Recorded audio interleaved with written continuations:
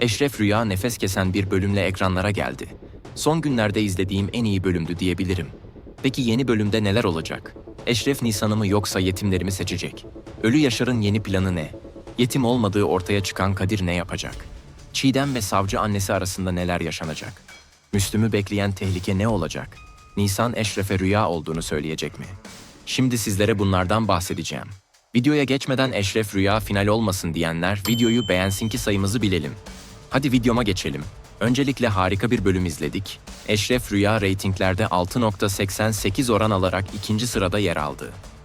Şahsen ben bu bölümde daha yüksek bir reyting bekliyordum ama olmadı.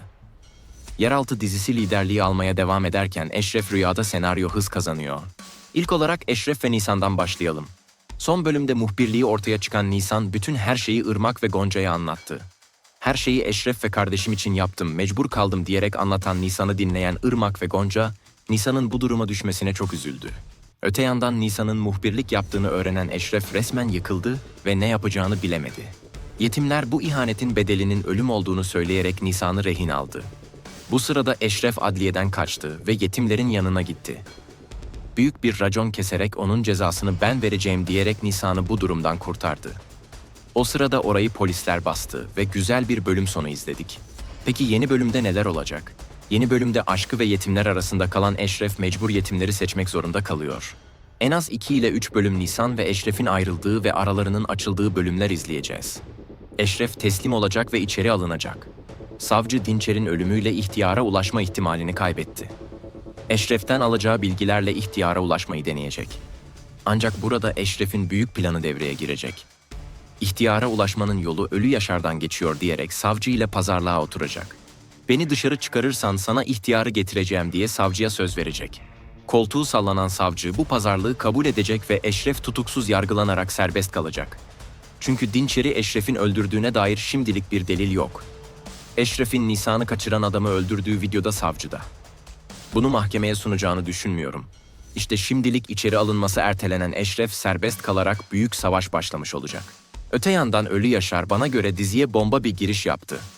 İhtiyarın talimatıyla göreve gelen Ölü Yaşar İstanbul'a geldi ve büyük ses getirdi. Şahsen ben diziye çok yakıştığını düşünüyorum. Önce kendi kapımın önünü temizleyeceğim diyerek abisinin çocuklarını öldüren ve abisinin de intihar etmesine sebep olan Ölü Yaşar ne kadar acımasız ve kindar olduğunu gösterdi. Hıdır'ın bile bu kadar çekindiği Ölü Yaşar yetimlerin başına yeni bölümde bela olacak. İlk olarak Eşref ile kapıştığı raconların kesildiği bir yeni bölüm izleyeceğiz. Eşref ve Yaşar'ın sahneleri bol aksiyonlu ve tansiyonun yüksek olduğu sahneler olacak. Hatta ben bu sahnelerde Yaşar'ın Nisan üzerinden bir plan yürüteceğini düşünüyorum. Çünkü rüya dosyası ihtiyarın elinde vardı. Sahte rüya olayı patladı. Ancak gerçek rüyanın Nisan olduğunu bilen ihtiyar Yaşar'ı yönlendirecek. Yetimler ve Ölü Yaşar arasındaki savaş başlarken Kadir ise mecbur Eşref'in yanında yer alacak. Gürdal tarafından yetimlerin içinde babasının Hıdır olduğu ortaya çıkan Kadir Hıdır'ın da zoruyla Eşref'e destek olacak. Neler olacak hep birlikte izleyip göreceğiz. Gelelim Çiğdem ve savcı konusuna. Bana göre dizinin en sinir bozucu karakteri Çiğdem. Bu kadar kötülüğü her şeyi yapıp da elini kolunu sallaya sallaya gezmesine şaşırıyorum. Sonuç olarak emniyetin içinde mafyaya muhbirlik yapan Çiğdem'in bu kadar rahat hareket etmesi tüm izleyiciyi sinir ediyor diye düşünüyorum. Şahsen ben senaristimizin Çiğdem'in Ölü Yaşar ile işbirliği yaptıracağını artık düşünmüyorum. İzleyici bu senaryodan sıkıldı ve Çiğdem'in artık cezalandırılmasını istiyor. Neyse ki son bölümde kendi koltuğunda sallanan savcı Selma, yeni bölümde Çiğdem'e soruşturma açıyor ve Çiğdem hak ettiğini buluyor. Açığa alınan ve geçici olarak görevinden uzaklaştırılan Çiğdem soluğu Kadir'in yanında alacak.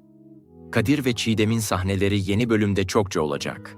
Müslüm konusuna gelecek olursak, Müslüm kardeşini aramaya devam ediyor. Son bölümde bununla ilgili sahneler görmedik ancak yeni bölümde olacak. Herkes Müslüm'ün kardeşinin Ölü Yaşar olduğunu düşünmüş ama böyle bir şey yok. Senaryoya farklı hikayeler eklenecek. Müslüm ve kardeşi arasındaki savaşta yavaş yavaş başlayacak. Son olarak kötü günler geçiren ve Eşref'ten ayrılan Nisan rüya olduğunu söyleyip söylememe konusunda kararsız kalacak. Sezon finaline doğru ortaya çıkacak olan bu gerçek şimdilik söylenmeyecek. Bölümler ilerledikçe Ölü Yaşar senaryosu kapandığında Eşref içeri girecek. Rüya gerçeği de böylelikle ortaya çıkacak. Nisan Eşref'e ziyarete giderek rüya olduğunu anlatacak. Eşref bu gerçeği öğrendiği zaman hiçbir şey eskisi gibi olmayacak. Nisan'ı yani rüyasını affedecek ve yeni sezonda farklı senaryolarla dizi devam edecek. Neler olacak hep birlikte göreceğiz. Eşref Rüya ile ilgili gelişmelerden ilk benim haberim olsun diyorsanız abone olup bildirimleri açmayı unutmayın. Yeni videoda görüşürüz.